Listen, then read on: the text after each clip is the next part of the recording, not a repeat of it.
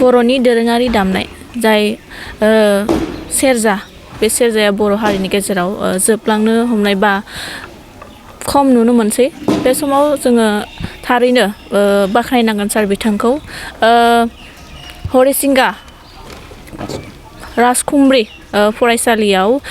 बेयाव सेरजा हुनाय बा सेरजा दामनाय फोरोङो बे समाव आं बिथां सारनिफ्राय फंनैसो बाथ्रा मिथिना लागोन जे माबोरै बिथाङा दामनाय माब्लानिफ्राय जागायजेननानै दिनैसिम बे थासारियाव बा बे समालागैयाव सफैनो हाखो सार बिथांनिफ्राय आं मिथिनो लुबैगोन सार गिबियावनो नोंथांखौ डिजिटेल निउस चेनेलनि जानानै बरायग्रोबाय गिबियावनो आङो खुलुमबाय आं सार गिबियावनो नोंथांनिफ्राय मिथिनो लुबैगोन जे माब्लानिफ्राय नोंथाङा बे सेरजा हुनाय बा दामनायखौ माब्लानिफ्राय जागायजेननाय बा माबोरै गोसो गुदुं जानानै स्टार्ट खालामनाय बे समाव नोंथांनिफ्राय आं मिथिनो लुबैयो आङो गिबियावनो डिजिटेल निउस बिथांमोननिसिम आङो बे चेनेलनिसिम गोरबोनिफ्राय साबायखर बावनाय थाबाय आं जोबोद गोजोननाय मोनदों जे बर' हारिनि जे गुबै दाम आगजु सेरजा बे जोबलांनोसै आरो जोबलांनायाव बेनोमोन जोंनि बर'नि गेजेराव जोबोद खोमसि फोथायनाय दङमोन जेरै दुखुथिया जायो होननानै बेखौ गोबाङानो गिबायमोन बे सेरजाखौ दामोब्ला दुखुथिया जायोनो होननानै गोबां गिसावनानै माने बिदि गिनानै ओमफ्राय दामनायबो गैलामोन जोबलांनोसैमोन दा गरिब गुन्द्रा जोबोद निखावरि सुबुंफ्रासो बेखौ हमथाना लाखिबाय बा जाम्बा जुन्थासो हमथाना लाखिबाय दा जोङो बे जाम्बा जुन्था लेखा रोङि बिथांमोनखौ जोङो साबायखर बावनांगोन आङो आंनि गोरबोजों आङो बिथांमोननिसिम साबायखर बावहरो बिथांमोना जिथु अबदान होफैबाय बिथांमोना जिथु हमथानानै जोंनि गेजेराव बे गोरों मुगायाव हालुरारि मुगायाव सिक्खित मुगायाव जिथु हमथानानै लाबोनानै होफैबाय जोङो साबायखर बावनांगोन आरो बे सिक्खित मुगायाव सिक्खित मानसिफ्रा सुबुंफ्रा हारि धोरोम नेवसियालासेनो जोङो मा खालामनांगोन बेखौ अनसायनानै जोङो बेखौ मोनसे क्लासिकेल मेथडजों जों बेखौ मोनसे टिचिं मोनसे मिडिया होनो नांगोन दा बेनिखायनो बेखौ मोनसे आथिखालाव बयबो मिथिबाय जे हारिमुवाबो मोनसे मिउजिक माबो मोनसे इडुकेसन मोनसे माबायाव हाबबाय बियो दायो दा बे हिसाबै जोङो जोंनि बर'नि बे सेरजाखौबो मोनसे क्लासिकेलनि मेथडजों मोनसे इजिलि मोनसे सोलोंनो हानाय बा मोनसे ग्रामाटिकेल मोनसेनि गेजेरजों मोनसे फर्मेलि मोनसे सोलोंनाय बिनि माने ताल मान लय जेसेबांखि माने थियरिटिकेल प्रेक्टिकेल बेखौ जोङो बे क्लासिकेलनि थ्रुसो जोङो मोनसे सिस्टेमाव फैब्लासो जोङो हागोन आरो बेखौ मुलुगाव मोनसे गोसार होनांगौब्ला गनाय होनांगौब्ला जोंनि बेयाव मोनसे क्लासिकेल दङ दा बेनिखायनो दुलाराय बर' हारिमु आफादा मोनसे बे दुरुंखौ ओरैबायदि खालामदों EADG होनना बुंदों दुरुङा फिसानिफ्राय गिदिरसिमहालागै बेखौ बुंदों जे रदा दैमोन रैमोन राङि होननानै बुंदों दा बेखौनो दुलाराय बर' हारिमु आफादनि नाजानायनि गेजेरजों मोनसे मा खालामदों क'क्राझार मिउजिक कलेजाव बेखौ मोनसे बेबायदिनो मोनसे दायो आथिखालाव बे मोनसे मा जाबाय गभ एफिलिएटेड मोनसे सिस्टेमाव जोंहा फैनो हाबाय बे जोबोद साबायखर बावथावना मोनसे खामानि जादों दा ओंखायनो जोङो सिक्खित मुगायाव सिक्खित गोरों गोराफ्रा बेखौ सोलोंनो आखायाव हमबाय सोलोंनानै बेखौ मोनसे फेहेरनायनि फोगोमनायनि मोनसे गिलिर माबाया फैबाय बिबाना नांबाय दा ओंखायनो आङो दिनै 2000 मायथाइनि सिगाङावनो बा उन्दै बैसो समावनो आं नन फर्मेलहै मोनसे बेखौ दामनानै मोजां मोनोमोन बेखौ सोरजिनायनि ओमफ्राय नाजानाय मोनसे मोजां मोनोमोन इन्टारेस्ट दंमोन आंनि गामियाव खेराइ दंमोन माने निरु जिरुहैनो बेखौ मोनसे आङो हमथानानै खेराइ जानायनि गेजेरजों बैसागो जानायनि गेजेरजों बिदिनो हमथाना लानानै फैदोंमोन दा ओमफ्राय आंहा जोबोद दुखुनांथाव मोनसे खोथा दङ आं जेब्ला क्लास 8आव फरायबाय थानाय समाव आंनि आफाया मेगन खाना जादोंमोन मेगन खाना जाना थानाय समाव आङो आफाखौ मोनसे बै माने भिखारिफोरखौबो जेरैबायदि लाबथिङो बेबायदि लाबथिंनानै ओमफ्राय बेबायदि मा खालामदोंमोन आं सानदोंमोन आफाया मेगन खाना जाबाय आंबो जुदि मेगन खाना जायोब्ला आं मा मावना जागोन बेनिखायनो आं बे सेरजाखौनो हुनानैनो माने बिबायारिफोरबायदि बिबथिंनानै नांगौ आङो जानानै थांनानै थागोन होननानै आं बेखौ नाना आं थाब बुंबाय थादोंमोन फैयै फैयै आङो हरिसिंगा आनसलिक बाथौ आफादाव बेबायदिनो 1992-93 आफादगिरि बिबानखौ लानाय समाव बाफुराम बर' बावदामोनजों लोगोसेयैनो बेबायदिनो आर'जनि मोनसे माबाफोरखौ एसे सोलोंनानै नायनानै नुनानै बिनिफ्राय मोनसे मा खालामनायसै हरिसिंगायाव मोनसे समाव 1995नि सिगाङाव शिशिर कुमार सुनि सार बिथांखौ लाबोनानै मिउजिकनि मोनसे क्लास होदोंमोन आं बेयाव एडमिसन लाना सोलोंदोंमोन अब्ला बिनि उनावनो शिशिर कुमार सुनि सारनि न'आव थांनानै आङो फर्मेलि 2 बोसोर सोलोंदोंमन सोलोंना बिनिफ्राय आङो सारजों रायलायनायसै आङो बोले सार आंनो फर्मेलि मोनसे आं सोलोंनि एग्जाम होनोसै होननानै मोनसे मा खालामदों अब्लाना बिथांनियाव सिलेबास गैयामोन सिलेबास गैयियाव बिथाङा मोनसे गावनिनो शिष्य लखनौ फातकान्दा आन्दाराव टंला मिउजिक कलेज बेयाव एडमिसन लानानै आङो 1995आव एडमिसन लानानै बेनिफ्राय 2000आव कमप्लिट खालामो बिखारतखौ 2000आव कमप्लिट खालामखांनायनि उनाव बेखिनि 2000नि समनि सिगांनिफ्रायनो सेरजा दामनायखौ मोनसे आरो 2000निफ्रायनो एकदम जुरदार नांथाबनानै बानायनानै ओमफ्राय सोरजिनानै ओमफ्राय आथिखालावसिम दानगासिनो दङ फिसाला सानै दङ फिसाला सानैखौबो दाननाया रोंबाय फिसाला उदैसिन बिदि बेबो रोंबाय दा फेमिलियैनो जोंहा सेरजा बानायनायाव बिदि नांथाबो आरो बिनिफ्राय आंनिया दायो सेरजाखौ दानो आरो बिनिफ्राय बेखौ मोनसे थियरिटिकेल मोनसे बिजाबबो बानायनो जुजिगासिनो दङ आरो माने इभेन बायदिसिना मेथाइफोरखौ मोनसे सर'लिपि कम्प'ज खालामनाय बेखौ जोंनि गेजेराव नांगोन आंखौ बेखौ मावगासिनो दङ दा मानो नांगोन जोंनि जिथु मेथाइ नङाबा टिउनफोरा दोरोदलाङो बिश्व दरबाराव जों गनायजाथाव खालामनांगौब्ला जोंनि गेजेराव मोनसे सिस्टेमेटिक थानांगोन आरो जाय देंखोगिरिफोर देंखो होनाय बे मेथाइआ जुगामैहै थांना थानांगौब्ला मोनसे क्लासिकेलाव कम्प'ज जाना थायोब्लासो प्रिजार्भेसन जाना थायोब्लासो दासिमहालागै सार नोंथांनि निजा देंखो होनाय दङना गैया देंखो बोनाय देंखो बोनाया बेबायदिनो जिथु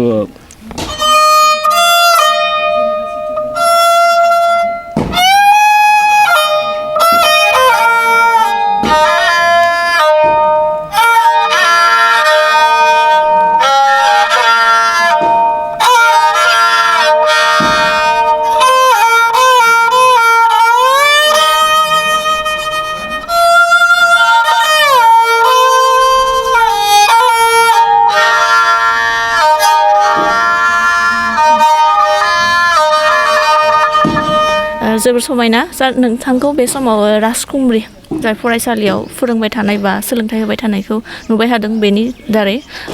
सेरजा हुनाय बेखौ माब्लानिफ्राय जागायनाय आरो बोरै 2023नि 19 आगस्टआव प्रथम बेयाव वर्कशप होननानै मोनसे बेखेवजेनो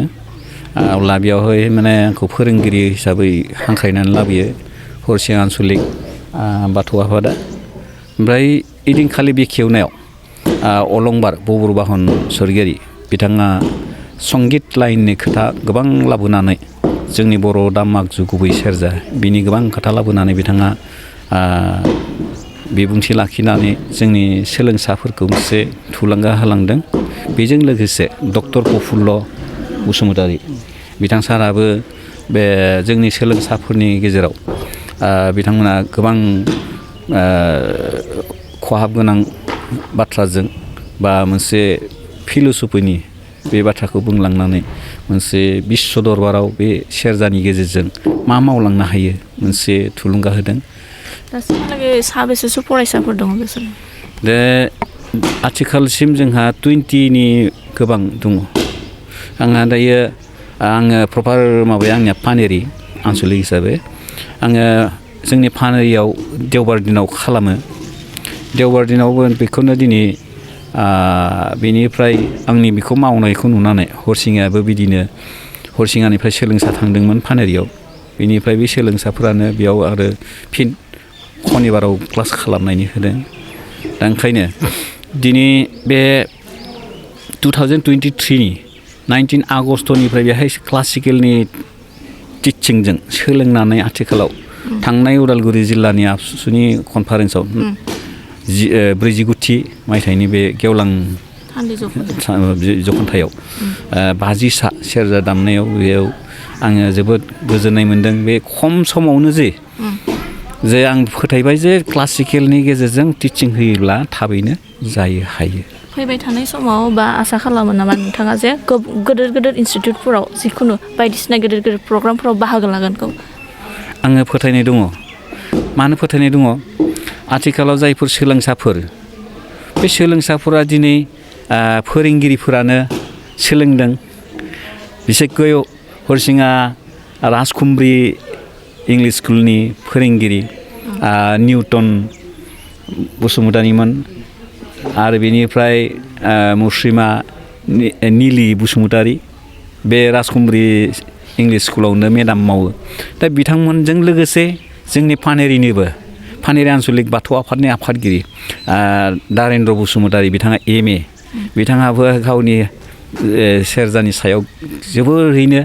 गोसो होनानै सोलोंदों आरो बे हरसिङानिनो तपन ब्रह्म होनना बुंनाय बिथाङाबो फोरोंगिरि मावो शिक्षित मानसि दा बिदिनो गोबां शिक्षित मानसिफोरा बेबायदिनो सोलोंनो आखायाव लादों गोसो गुदुंहै सोलोंदों आरो बेजों लोगोसे दायो माबायाव फरायनाय हाई सेकेन्डारि फरायनाय डिग्री फरायनाय आरो बेनिफ्राय बिथिं हाई स्कुलाव फरायनाय बा बिदिनो गुदि फरायसालियाव फरायनाय बे उन्दै उन्दै गथ'फोराबो दिनै बिथांमोननि आखायाव सेरजाया फैबाय दा बिथांमोनखौ आङो मोनसे फोथायनाय दङ बिथांमोना ओरैबायदि माने मोजां मोनो इन्टारेस्ट दं गोसो गुदुंहै धैर्यजों सोलोंदों मादों एरिदों बेनिफ्राय आङो बिथांमोनखौ बुंदों जे सोलोंनानै जेब्ला हाई सेकेन्डारि पास खालामखांनायनि उनाव क'क्राझार फाइन आर्ट मिउजिक कलेजाव बेयाव एडमिसन लानानै जिहेतु गभ एफिलिएटेड जाबाय बेयावनो माने बे मिउजिकनि गेजेरजोंनो जिहेतु गभ एफिलिएटेड बेयाव डिग्रीखौ डाइरेक्ट फरायनांला मोनसे टेकनिकेल लाइनजों फरायनाय जाहैबाय दा बेहाय डिग्रीबो मोनगोन MAबो मोनगोन बेबायदिनो मोनसे बेबायदिनो हाइलि क्वालिफिकेसनखौ लानानै बेनिफ्राय थिसिस मोनसे PhD खालामनानै बिदिनो मोनसे समाव डक्टरेट मोनसे मा खालामनांगौ आङो आंनि सोलोंसाफोरखौ आङो बेबायदि आंनि गोरबोआव आं बेखौ गाबखांदों आरो बिथांमोननो आङो बे माने गाइडखौ होदों थुलुंगाखौ होदों आरो बिथांमोना सानसे समाव जाथारनांगोन आंनि गोरबोआव बेखौ साननाय दङ आरो आसा खालामदों आरो दासिमहालागै नोंथाङा बेसिम सफैनो हाबाय बा सरखारनिफ्राय बा बिटिआर सरखारनिफ्राय नोजोर होनायखौ नुनो मोनदों ना मोनाखै मा बुंगोन बे समाव नोंथाङा बे खोथाखौ बुंनो थाङोब्ला एखमब्ला दुखु नांब्लाबो आंनि गेजेराव नार्भासनेस होनना बुंनाय खोथाया आंनाव फैया आं जेब्लाबो फैया सरकारनि बिथिंजों नायदा नायजा अनसायजा दा जा जोंनि हारिनि जिथु मावनांगौ मोनसे महान मोनसे सम्पत्ति आं बेखौनो बुंबाय थादों जाय गभर्नमेन्टआव जायफोर माने गादियाव थानाय सुबुंफोर जायफोर माने EMआनो होन बा MLAनो होन मिनिस्टारफ्रानो होन जे नोंथांमोना बेखौ अनसायनांगौ आरो बेखौ मोनसे ओरैबायदि दुखुनांथाव माने बेखौ जे सोरजिगासिनो दङ हमथाना लाखिबाय थादों दानथाबबाय थादों दा बिथांमोननो मानो फाइनान्सियेल एइड मानो न' थांनानै मानो नायाखै मानो बोखांबोआखै बे खोथाखौ आं बुंगासिनो दङ दा बुंनायाव बेनिफ्राय बेखौ मावनांगोन होननानै बुङो खिन्थु बुंनायल'सो जायो दासिमहालागै मावाखै आरो फर्मेलिटि मोनसे बे अबजार्भ खालामनायखौ आं नुवाखै आरो दा ओंखायनो थांनाय 49 बोसोरसाला जख'न्थाय आबसुनि उदालगुरि जिल्ला आबसुनि बे जख'न्थाय सावरायनाय मेलाव बिटिआरनि चिफ प्रमद बर' आं बिथांखौ बुंदों आंनि असे फंबाय फोरदाना दैमारि बे आंनि फंबाय आं बिनि बिदा होनना बुंदों अब्लाना बिथाङा गोमोहाबदों आंजों लोगोसे बुदिराम बर' 34 नं कनस्टिटिउन्सिनि TLCCनि चेयारमेन बुदिराम बर' फंबाया बिथाङा बुंदों जे बिथाङा सेरजा दामो फोरोङो सोरजियो मायो एरियो अब्लानिया प्रमदा बुंलांदों जे आंनि न'आव सानसे बिथांखौ लानानै थां होननानै बुंदों आं बेखौनो बुंदों जे आङो बिथांनो गंसे आङो सेरजा दान होगोन बा बेखौ बोरै मावनांगौ बेखौ आं सावरायना बिनिफ्राय बेखौ जोङो सिस्टेम मोनसे खालामनांगौ जे मोनसे इनस्टिटिउट खालामनांगौ आरो बेनिफ्राय जोङो मोनसे बे दाननायनि मोनसे इन्डास्ट्रि इन फिउचार जेनेरेसनफोरखौ सेरजा दाननायनि मोनसे वर्कशपफोर जोंनि गेजेराव गोनां जानानै दङ आरो जों जेसेबांखि सेरजा सोरजियो जोङो खौसे जानो नांगोन जोंनि गेजेराव मोनसे ससाइटि जोंनि गेजेराव नांगोन अरायसम थालांगोन जों जेसेबांखि सेरजा सोरजियो दानो जोङो मोनसे जोंनि गेजेराव ससाइटि नांगोन आरो बे ससाइटिनि गेजेरजोंनो जों मोनसे मा खालामनो नागिरो जोङो फैबाय थानाय जेनेरेसनफोरखौ जोङो मा खालामनांगोन जोङो वर्कशप मावबादा होनानै जोङो सेरजा दाननाय बेखौ जों लानो नांगोन दा बिनिफ्राय जोंनि गेजेराव माने दामनाय बेखौ जोंनि गेजेराव मोनसे आथिखालाव माने जों नुनो मोन्दों वर्कशपजों जानो नागिरा मानो जानो नागिरा गोदान स्टुडेन्ट फैगोन दा जिखिनिया रोंबाय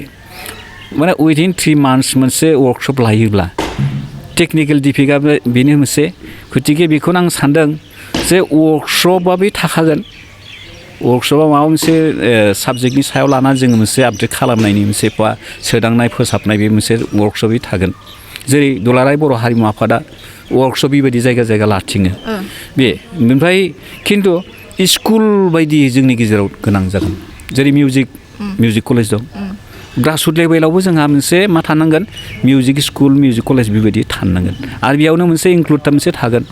जे बर'नि जिथु दामनाय खाम सिफुं सेरजा बे मोनसे बर'नि मोसानाय बर'नि फक सं खननाय मानाय एरिनाय बेफोर जोंनि गेजेराव बेफोरखौ जोंनि गेजेराव सिस्टेम मोनसे खालामनो नांगोन ओंखायनो आं बिटिआर गभर्नमेन्टखौ आं खावलायो रिसेन्टलि बे दुखुनांथाव गोग्लैसोना थानायखौ हमथाना लाखिनाय समाव जुदि नायफिननो रोंलाबा अब्लानिया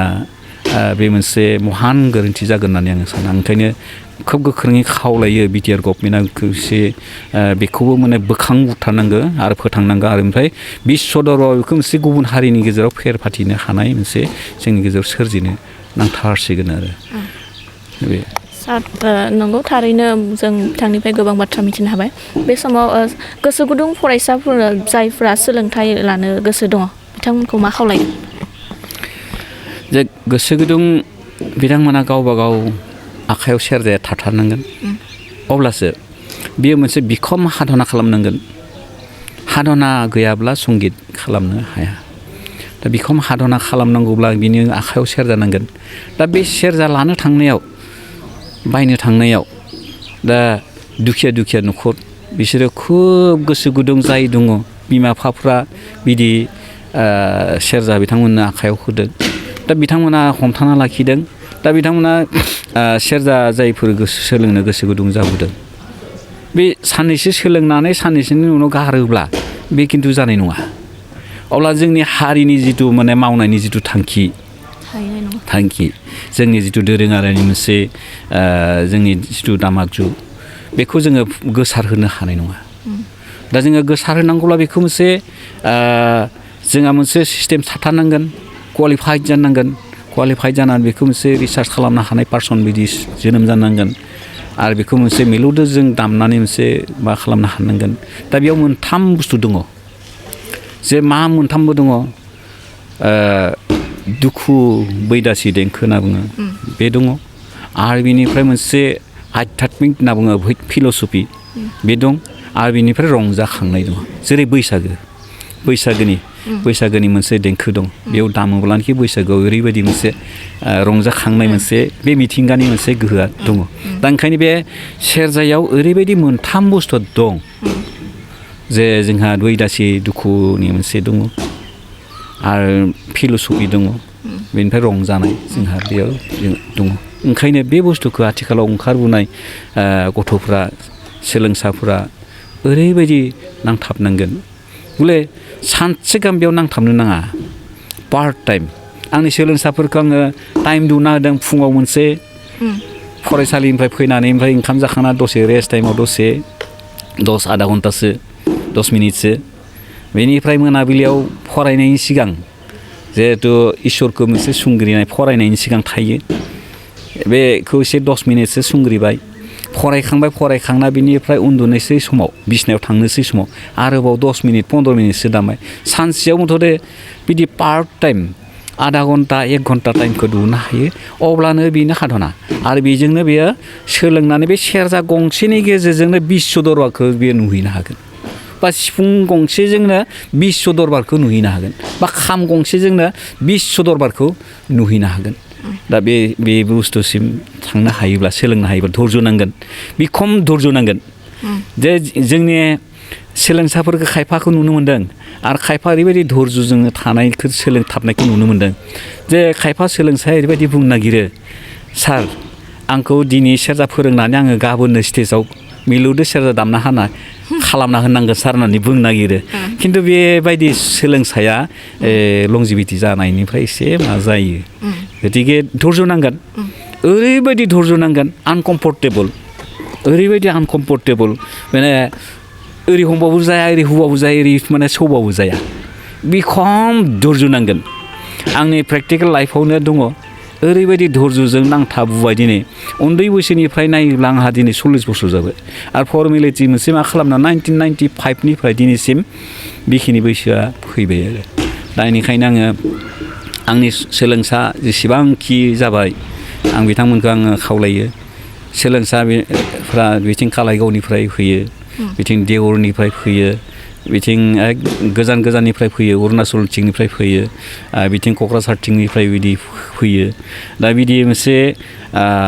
सोलोंसाफ्रा बिदिनो नांथाबगासिनो दङ आरो साबायखर थाबाय सार नोंथांसिम बेसेन गोसा सम होनायनि थाखाय थारैनो जों मिथिनो मोनबाय बिथाङा गोबां नाजादों गोदोनि समनिफ्रायनो नाजायै बिथां सोलोंसाफोरखौ गोबां फोरोंथाइ होनो हाबाय दासिमहालागै बे समाव जोङो सार बिथांमोननि सोलोंसाफोरनि मिलौदो देंखो बोनाय मोनसे जों बे समाव जों नायनोसै सार बिथांखौ खावलायगोन बे समाव बिथांनि मोनसे मिलौदो देंखो बोनायखौ जों नायना लानि केमेरा पार्सन बिथांखौ दिन्थिनो थाखाय खावलायबाय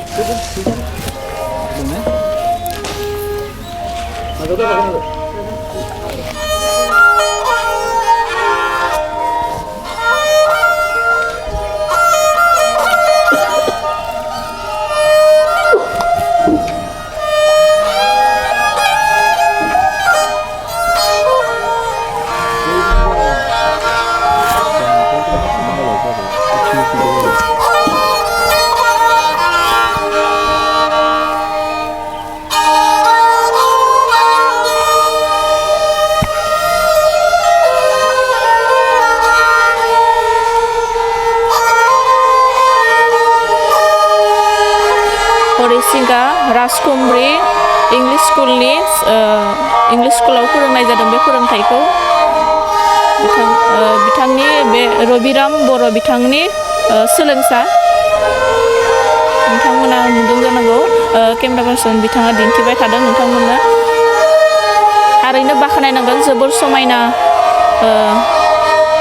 देंखो होनायखौ जों नुनो मोनदों खोनानो मोनदों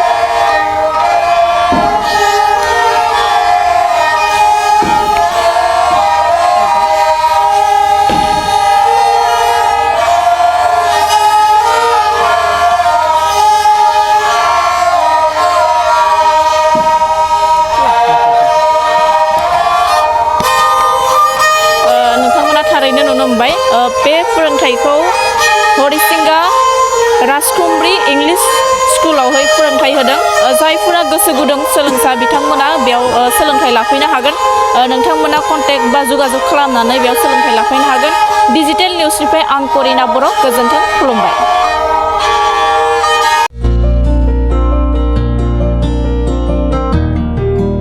उदालगुरि नोगोरनि शंकरदेव मिशन हाई स्कुलनि साखाथियाव थानाय रेगे-रेगां दख'ना गलायाव लकाय FNF महर ब्रेन्ड बिबार ब्रेन्ड आर'नाइ ब्रेन्ड जुरिफाट माथानि बायदि बायदि रोखोमनि दख'ना आर'नाइ ब्लाउस फालि आरो बर'नि साबसिन हामसिन आगरनि जिफोरखौ हलसेल आरो रिटेल मोन्नैबो बेसेनाव बायनो हागोन बेनि थाखाय नोंथाङा 7896313108 एबा 8471820909 जानबुं नाम्बाराव सुलाद लानो हागोन